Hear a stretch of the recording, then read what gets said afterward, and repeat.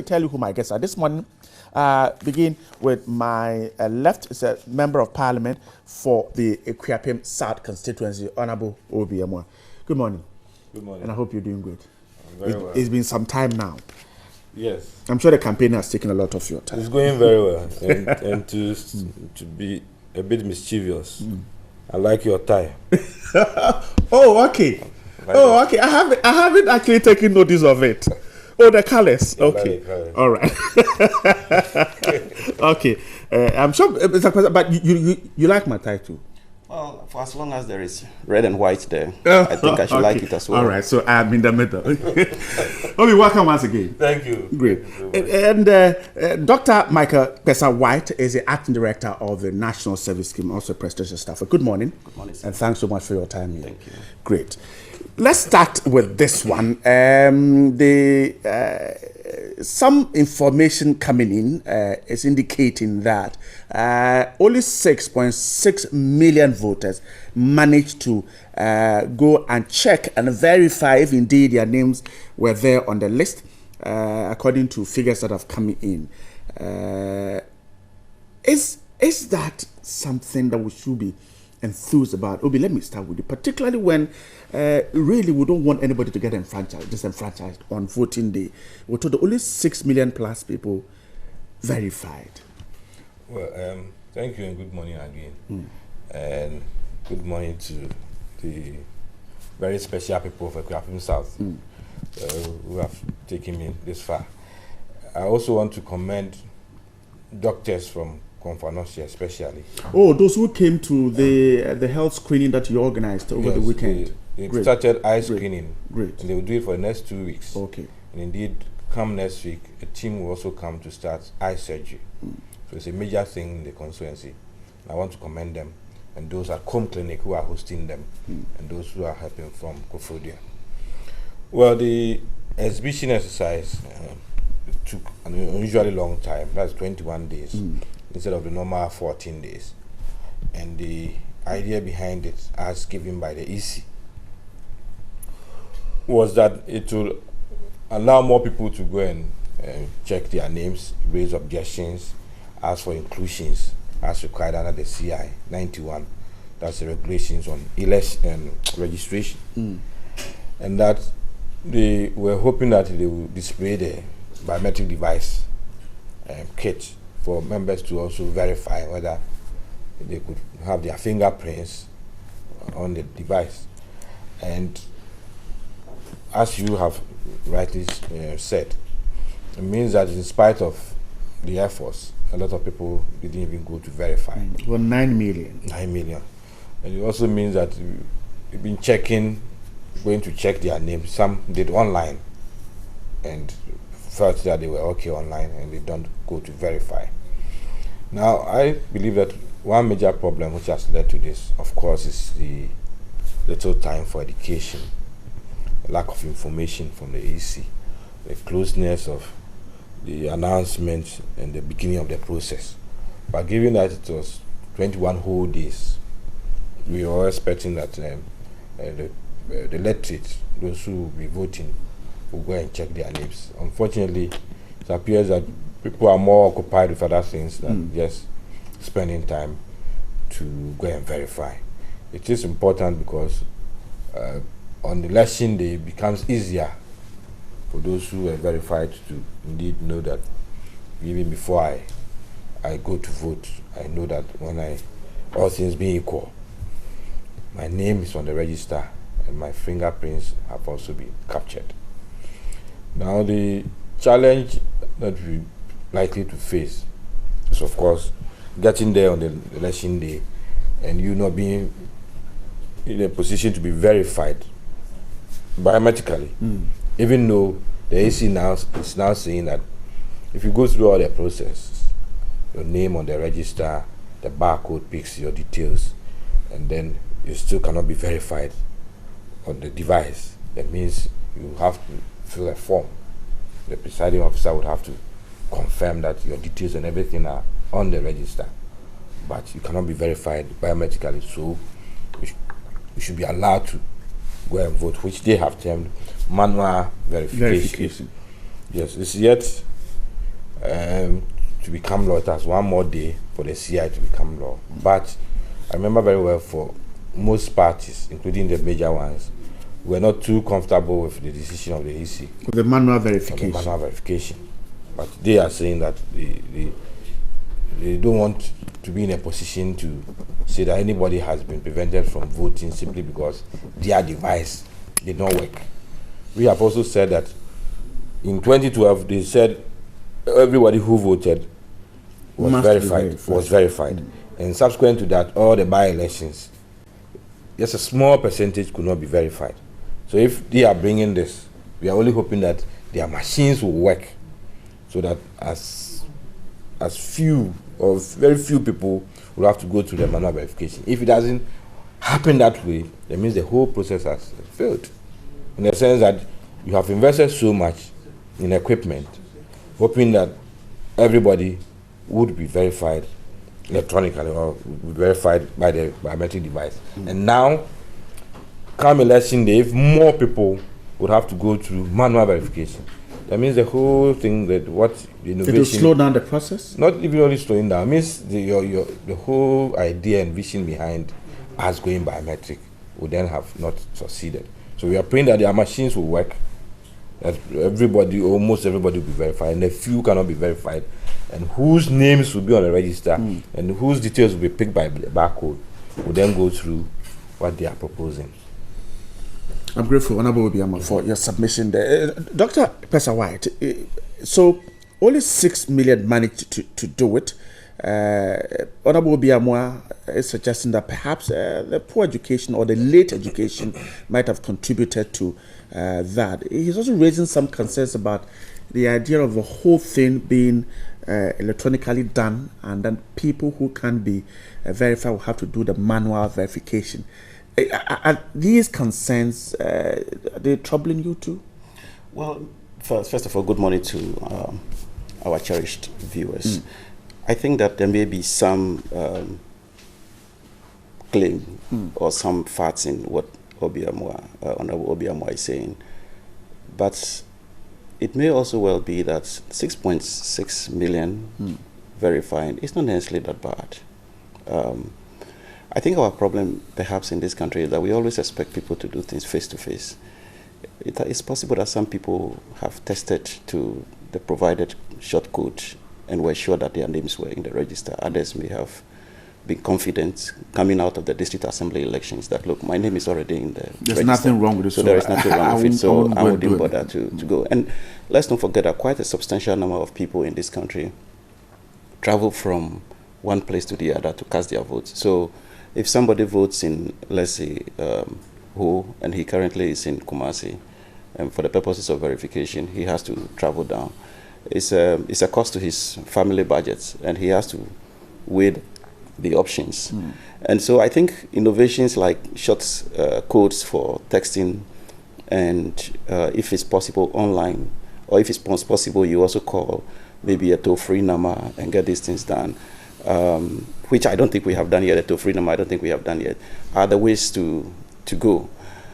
On the issue of whether the decision by the EC to bring a certain element of manual verification if the need arises is right or wrong, my sense is that the EC is treading cautiously between outsourcing our trust to verify to a machine and verifying by individual human beings who actually know the person standing before them and looking at the picture in the register. I believe that the EC is probably doing the right thing, and rightly so, because those machines are manufactured by human beings. They can break down, just like in the human institution or human work. There could be problems, and when there are problems, that should not become the end of the road. There must be an immediate remedy, and I think that there may be genuine cases where, in one way or the other, a person's name may be in the register, his face is there, his details are there, he goes to the polls on the election day, he puts his hands on the verification machine, and the fingerprints are not being picked by the machine. In such an instance, both the agents for all the political parties present, NPP, NDC, and all the smaller parties, if they could see the picture and see the individual standing, I believe that common sense will prevail, and they will agree that, you know what, I think this person is who he is, and so let's allow him to vote. And that is a kind of mechanism. I don't think that this is being introduced with an expectation that machines will break down across the country. And let's not forget that we are coming from a particular background. We are coming from a background where this has been the norm. We have moved out of that somewhere last year, and we have seen that machines, especially with verification, has the potential to also disenfranchise people. And so what I believe the EC is doing is that between your right to vote and a machine denying you that right, they want to make sure your right to vote is not denied. So you think that in any way it shouldn't impact on our desire to ensure a total machine operation during elections? Definitely, we should work towards making sure that we have 100% functionality of all the verification machines. But we also know that as human beings, the election being a human practice, there may be challenges here and there. A machine could develop a fault. Even your own phone sometimes freezes sometimes. Your own phone, sometimes you are on the call with somebody and then for some reason you can't hear the person, maybe network problems. And so we need to make room for the possibility of a challenge. If it so happens that on election day, no machine broke down, really, we are happy, we are excited, and then everybody would have been properly verified. But if it so happened that there are challenges, I believe that there must be a fallback position. And I believe the fallback position is precisely what the Electoral Commission is introducing.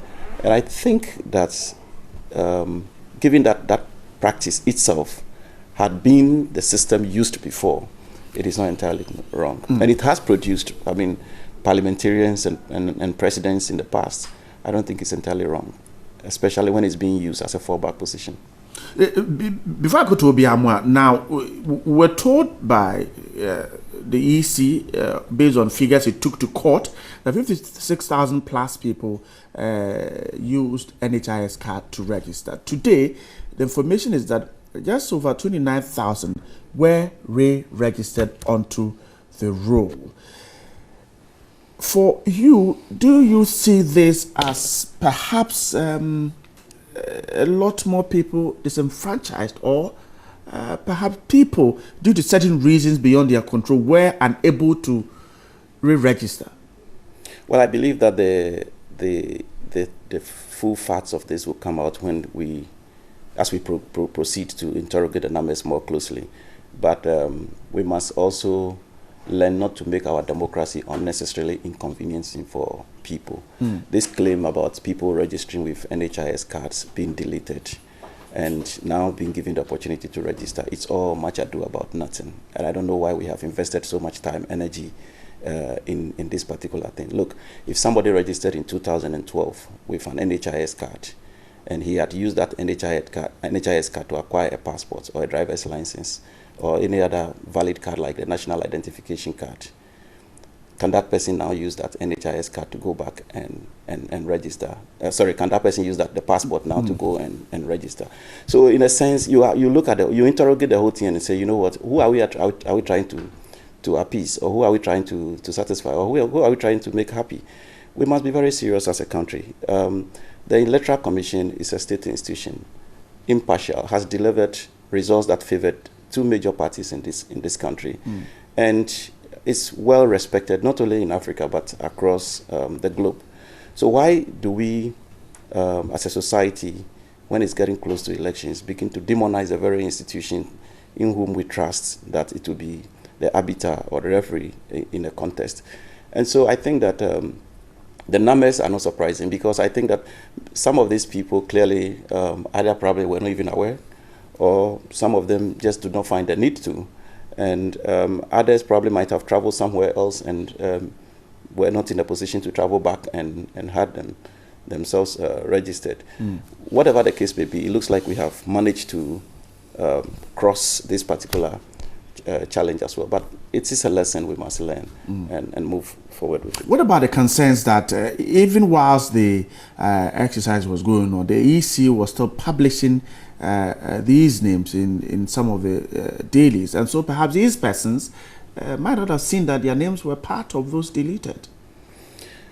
Well, it is possible that if the only means through which people could know whether they were deleted or not is by publication in the dailies, then it stands to reason that individuals in the rural areas who may not have access to the dailies, or individuals who probably do not even know how to spell their own names and may not necessarily have the opportunity to check from the dailies.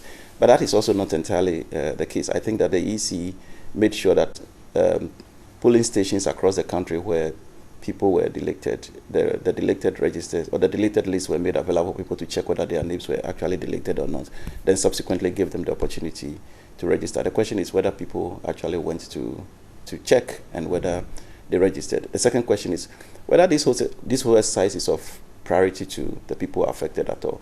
Because there is a certain sense in this country that after all, we vote to reward the politicians, even though I don't believe that that is what it is. Politicians stand because they want to really serve. So there is a certain sense that we vote to reward the politicians. So if they themselves are arguing that we should be taken out of the register, then what's the point? And I think that this is why political parties needs to be more moderated in their views on matters relating to election. There must be space for public education and there must be space for policy debates. In our case, it appears that policy debate is very weak and political debate seems to have taken petty squabbles and needless arguments. I'm grateful, Dr. Professor White. Obi. Well, thank you. We have to be cautious. We don't turn this whole debate upside down.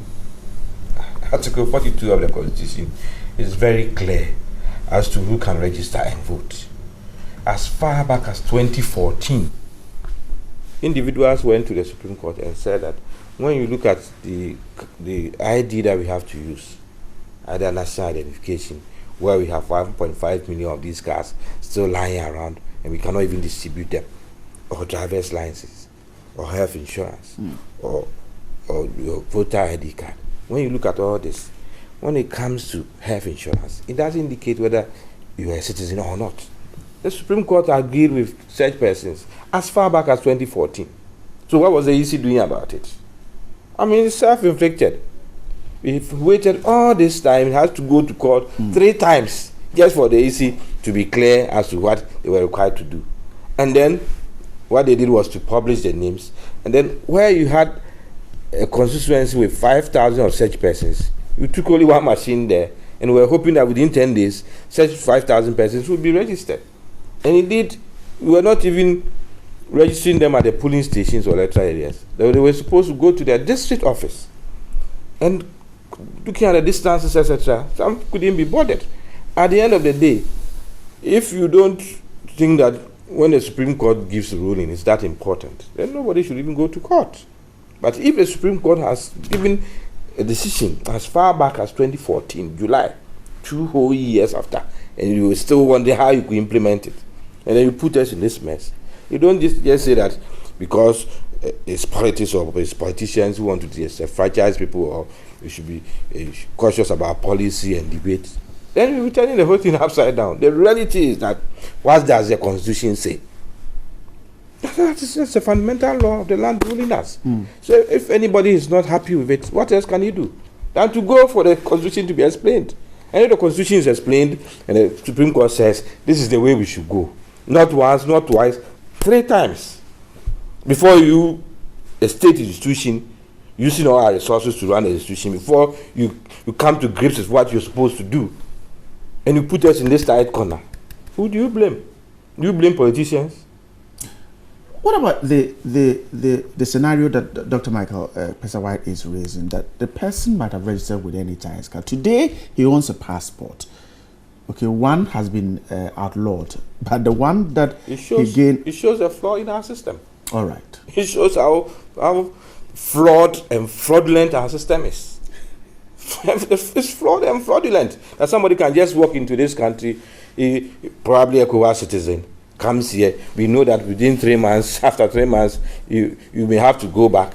He just walks in, he stays, acquires all the cars that he wants to acquire, does every business, probably will never pay any tax. And you employed here, we pay tax, but you have to use your tax to take care of him. And we still think that this is the best system. That's what I'm saying, that if you invest so much even in national identification cards, and you're able to print 1.5 million of such cards, And you're telling the whole world, Auditor General's report, recent one, that we have found 1.5 million of such cards which have been produced in that institution, but they say they don't have any money to be distributing them. Then how can you run your system? That is where you come back to square one, and you always be complaining that everything has broken down. So for you, the system is flawed from the basis. And we don't seem to be making any attempt to correct it. Can I just We don't seem to make any attempt to correct it. I'll get you. You understand? So that if you say that, oh, he used health insurance card, he has gone on to use it for other things, so it's not legitimate. Then the Supreme Court didn't have any business even telling us which one should be used for registration and which one shouldn't be used for registration. People should just walk in and say that I'm here. Look at my face. Look at how I talk. Nowadays, even the vogue is that look how short I am. So I'm a Ghanaian. Register me and let's move on. We cannot run a system this way. And if you want to run a system this way, these are the kind of problems that you face. So rather than blaming people who have gone to court or blaming the Supreme Court which did the right thing, we should look at the system. How do we make it better than the way it is? And then, if you are a state institution like the Electoral Commission, they told the whole world that, the court said that, okay, you've brought 56,000 to us. Go and delete these names and make sure you re-register them. Apart from that, we expect you to have more. So when you have more, go ahead. Have they found even a single one?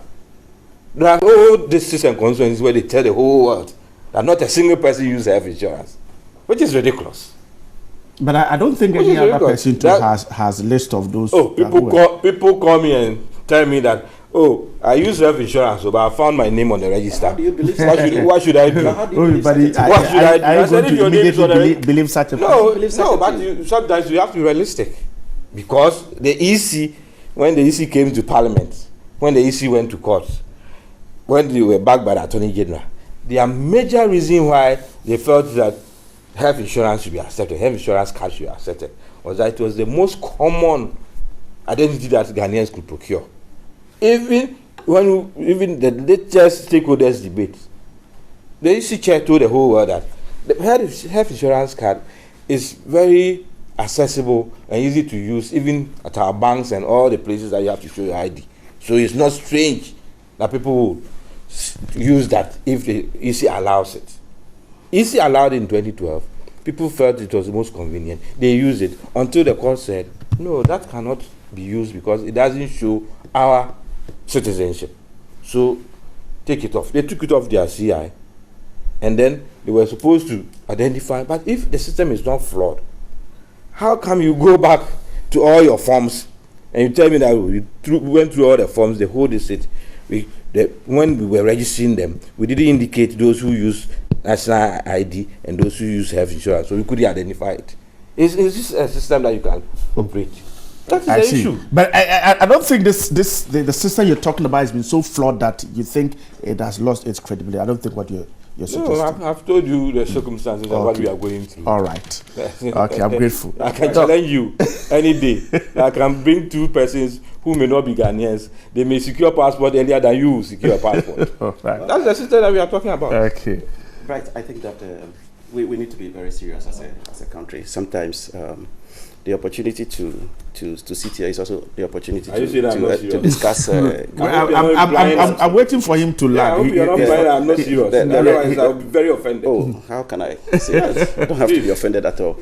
I think we need to be very serious. And the reason I say so is simply because when you are going into a major political elections, what you need to do is not to antagonize unnecessarily the state institutions that the Constitution entrusts with, or to be the referees of that particular contest. Secondly, the one most single important factor that determines elections anywhere in the world is ability to innovate and come up with the most creative and the most reasonable and workable policies and programs that will endure and inure to the benefits of the people. And so one would have thought that just like the NDC is doing, the NPP will also engage in additional debates and provide constructive criticism to the EC, the Supreme Court, and other institutions who in many ways we feel that could do things maybe slightly different or in a manner that is more consistent with our democratic values and our democratic principles.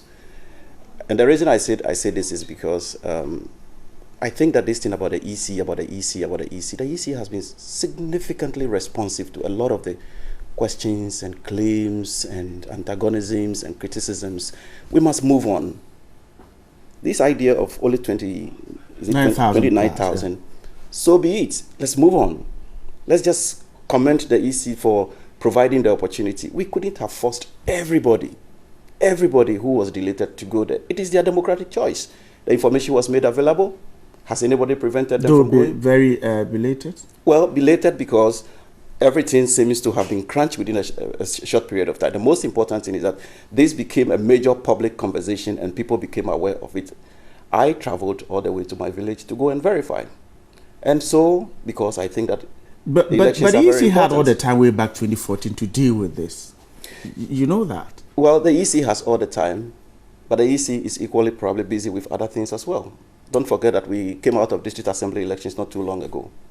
You know, if you want to stretch the margins of this whole conversation, what happened to people who registered with NHIS cards and had actually used their place in the voters register to elect MPs, to elect members of assembly members and so on and so forth? Were they people who were not supposed to have voted in the first place but had voted for the people who occupy those positions now? That's why I'm saying that, look, it appears to me that the EC has done the most reasonable thing. Let's move forward and make sure that we have an incident-free election. You're not worried about a voters register that doesn't have the agreement of all parties involved, a credible register? I think that we have a credible register. Nowhere in the world do you have an electoral system that is 100% problem-free. Nowhere in the world. I am waiting for anybody to come and show any country in front of me that says that as for this country, they have 100%, system. We should be working towards 100%, and perhaps we can. But our minor disagreements should not be transformed into monsters that threaten the very foundation of the democratic stability and peace that we enjoy in this country. Secondly, we must not create the impression as though we are starting to attack the referee so that when the game does not go our way, the public will say, well, the referee actually was bad. Let us all agree that we have the best referee. And then when we go into the game and the outcome is shown to us, we will give the public and everybody a better sense or a better measure of judgment. Well, I'm grateful. Doctor, a quick reaction, then we'll move on. Well, I want to put on record that when it comes to assisting the EC to do its work, MPP has been very diligent, faithful. As I sit here, you can call any top official at the EC. They will tell you that when it comes to their regulations, some of us go every mile, the extra mile, to be able to assist EC to bring out these regulations. And not for CDO or PSY. And I don't think that when we make such inputs, and we can sit back and say that as for MPP, they're only interested in criticizing EC or attacking a state institution. That should not be our attitude. The most important thing is that it's a state institution. It is accountable. Even though it is independent, it is accountable. And it's for us to make sure that it does the right thing. Take the recent electronic transmission situation, where we all think that we can improve on the system.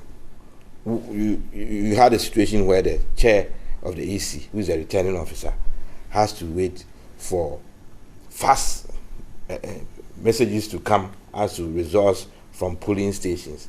And we all thought that we could improve on such a situation if we could get all the statement of poll to the collation center, and then when they are collated, you scan them and send them to the center.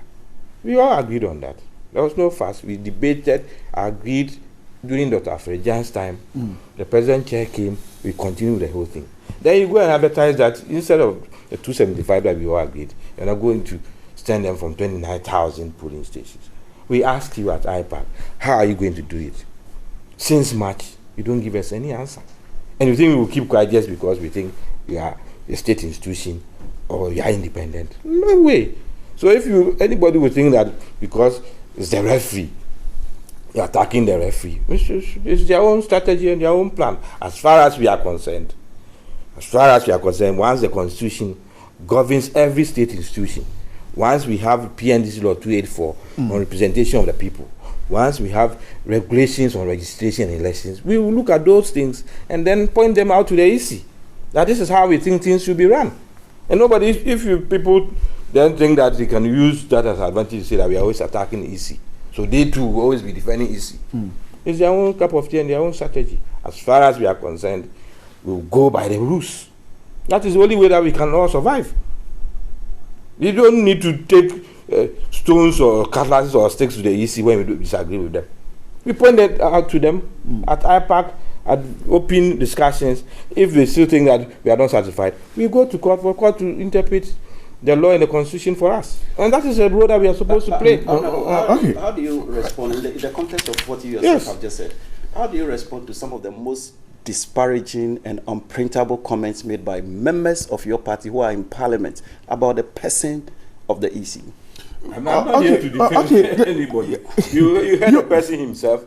When this thing came out, the first thing I said was that if I have heard you spoke about it, right? If the chair has been defamed, she should go to court to clear her name. And I'm not here to speak for people. The party. I never go out of my way to take on persons when I'm more interested in the issue. I'm not sure what to cancel, but the party says it has asked the honourable member to do the right thing. Let's see what happens after that.